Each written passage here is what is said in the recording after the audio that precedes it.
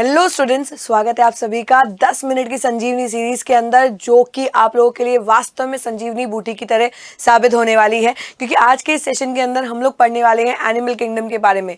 काफ़ी बार बच्चे जो हैं वो इस टॉपिक से बहुत ज़्यादा घबरा जाते हैं, क्योंकि एनिमल किंगडम जो है वो थोड़ा सा डरावना लगता है। पर यकीन मानो बच्चों, ये बहुत ही शानदार टॉपिक है और आज के इस सेशन के बाद में तो आप लोगों को इस टॉपिक से प्यार होने वाला है।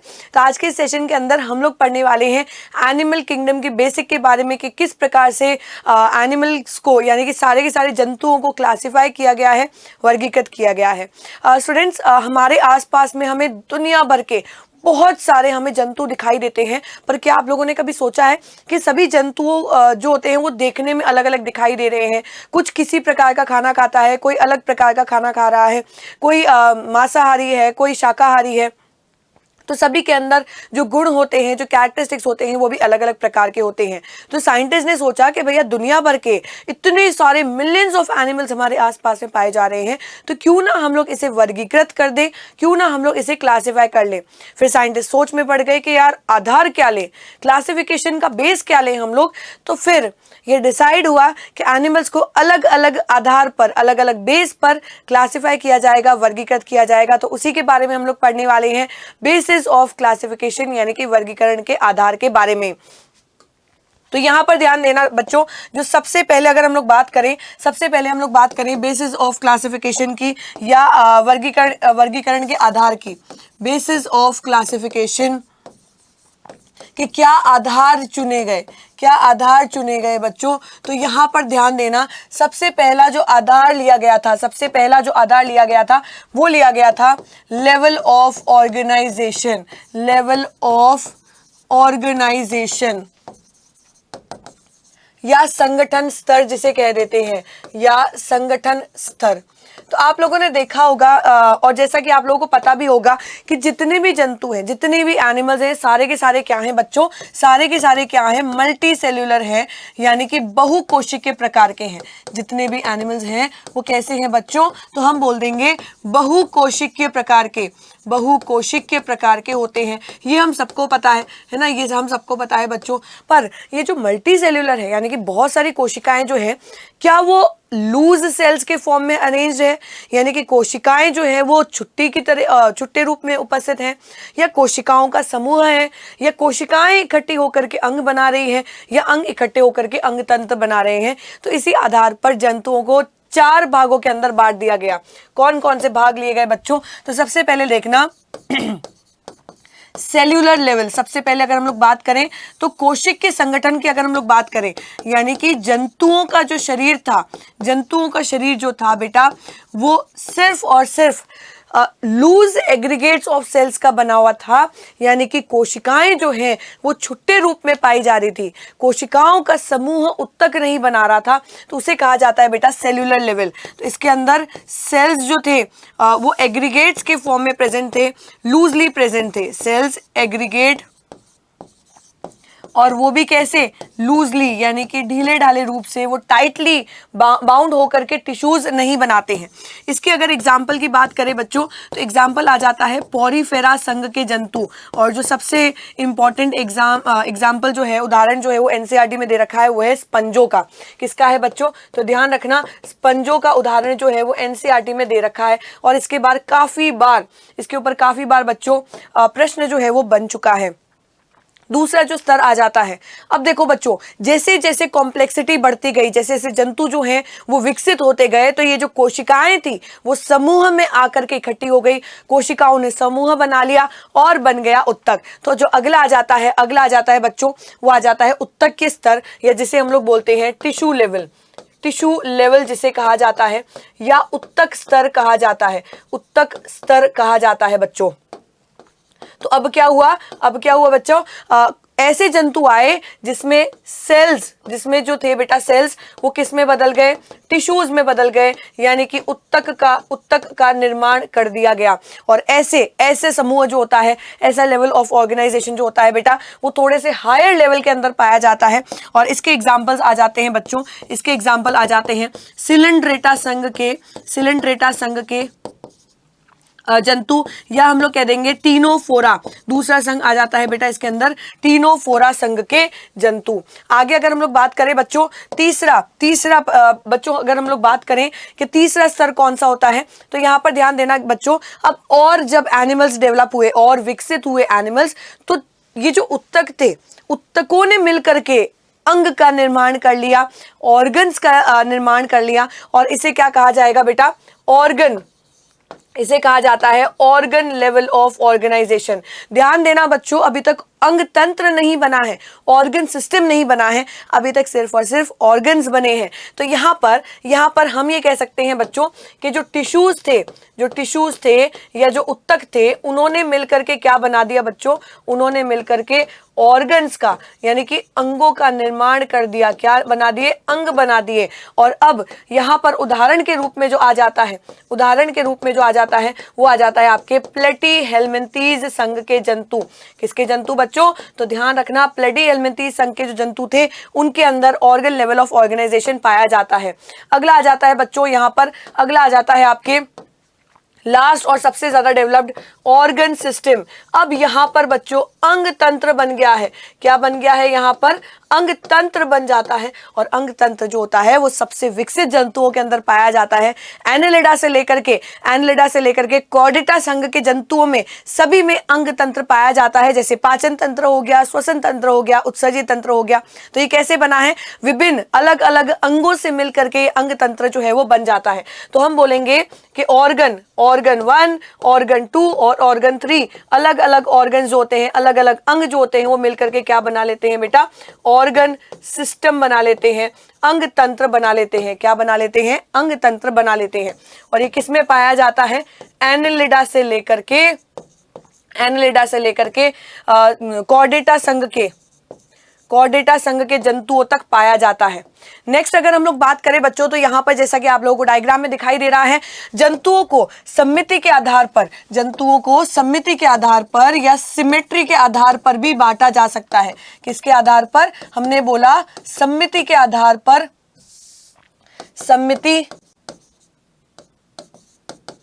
के आधार पर या सिमेट्री के आधार पर भी बांटा जा सकता है। कैसे बांटा जा सकता है, तो यहां पर ध्यान देना बेटा, सबसे पहली बात तो ये कि समिति क्या होती है। अगर हम लोग जंतुओं को विभाजित करने जाएं, यानी कि जंतु के शरीर को विभाजित करने के लिए जाएं, तो ऐसी समिति को हम ये ऐसे डिस्क्राइब कर सकते हैं। समिति क्या होता है, सबसे पहले तो हम लोग ये बात करते हैं। तो अगर हम लोग बात करें सभी जंतुओं की, तो सभी जंतुओं को समिति के आधार पर 3 मेजर ग्रुप्स के अंदर बांटा जाता है। और वो कौन से होते हैं बच्चों, तो यहाँ पर ध्यान देना, समिति के आधार पर हम जंतुओं को 3 भागों में बांट सकते हैं।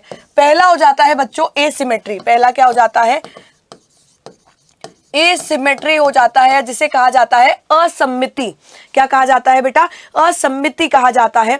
तो असम्मिति उन जंतुओं के अंदर पाई जाती है जिसका शरीर कोई भी अक्ष से विभाजित नहीं किया जा सकता है, तो उसे कहा जाता है असम्मिति। आप लोगों ने सबने अमीबा को तो देखा ही होगा, है ना। तो अमीबा जो होता है उसका शरीर कुछ ऐसा लचीला सा टेढ़ा मेढ़ा दिखाई देता है, यानी कि इनका शरीर जो होता है वो हम लोग किसी भी अक्ष से विभाजित नहीं कर सकते हैं। दूसरा आ जाता है बेटा, दूसरा आ जाता है अर्य समिति, रेडियल सिमेट्री जिसे हम लोग कहते हैं, रेडियल सिमेट्री, या इसे हम लोग कहते हैं अर्य समिति। तो अर्य समिति का मतलब होता है कि अगर अक्ष केंद्र से पास हो रही है, केंद्र या अक्ष से होकर के गुजर रही है और शरीर को 2 बराबर भागों में बांट रही है, तो उसे कहा जाता है अर्य समिति। यहाँ पर ध्यान देने वाली बात यह है बेटा कि कोई भी अक्ष, ध्यान देना शब्दों पर, कोई भी अक्ष जो केंद्र से होकर के गुजरता है और शरीर को 2 बराबर भागों में बांट देता है, उसे कहा जाता है अर्य समिति।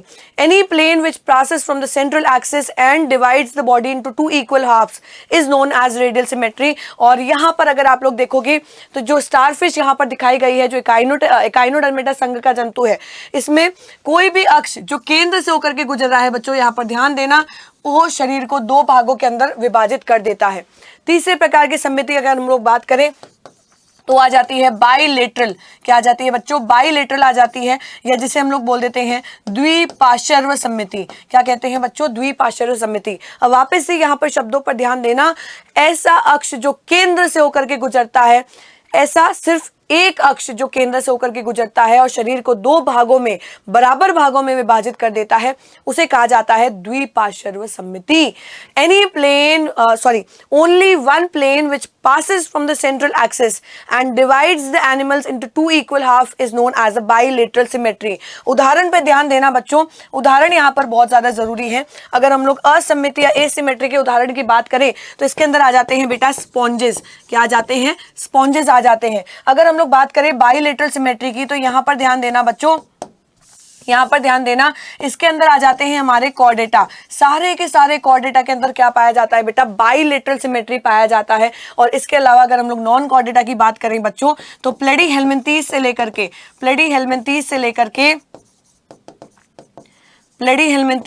लेकर के एकाइनोडर्मेटा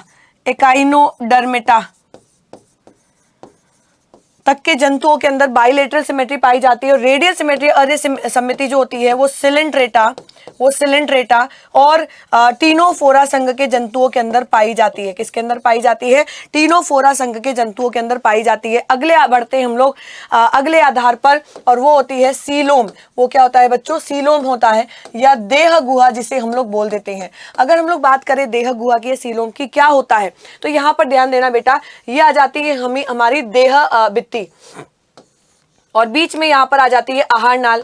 ये क्या है बच्चों? देह भित्ति है। क्या है? देह भित्ति है। और ये क्या है बच्चों?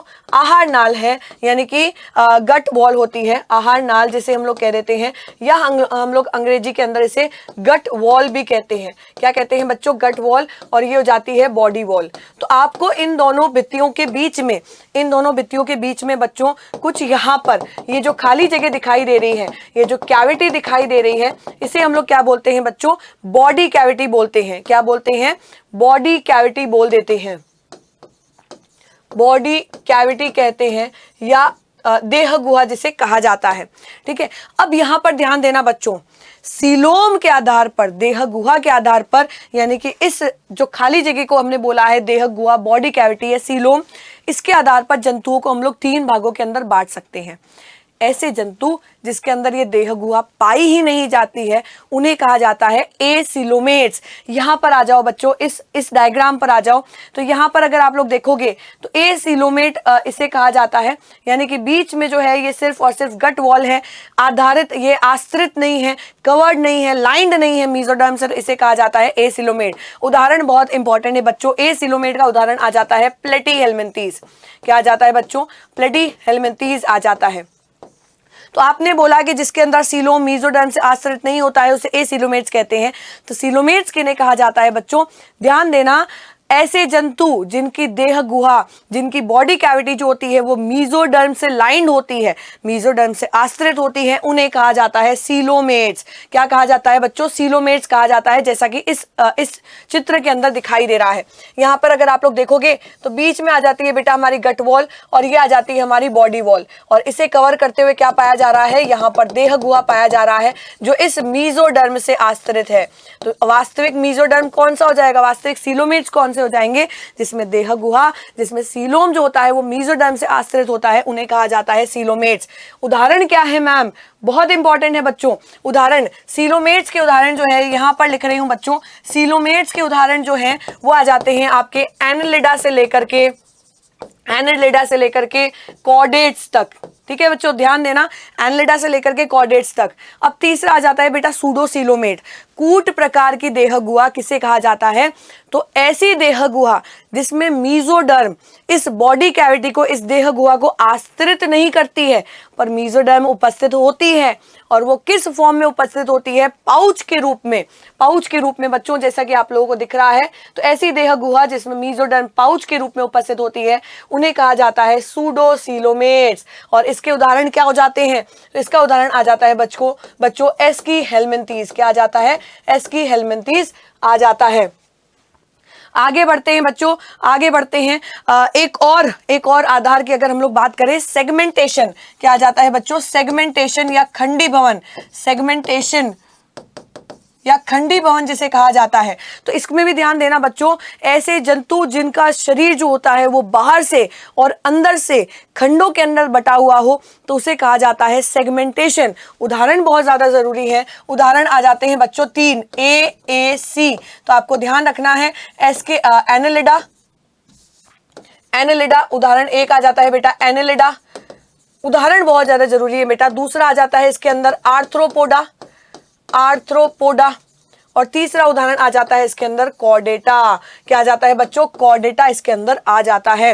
तो यहाँ पर उदाहरण जो है वो बहुत ही महत्वपूर्ण भूमिका निभाते हैं जो आपको अच्छे से पढ़ना है।